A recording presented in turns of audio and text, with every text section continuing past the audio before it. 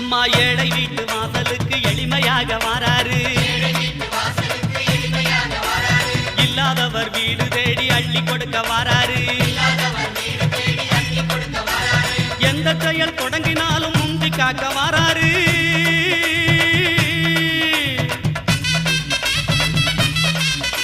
எந்த செயல் தொடங்கினாலும் முந்தி காக்க வாராரு.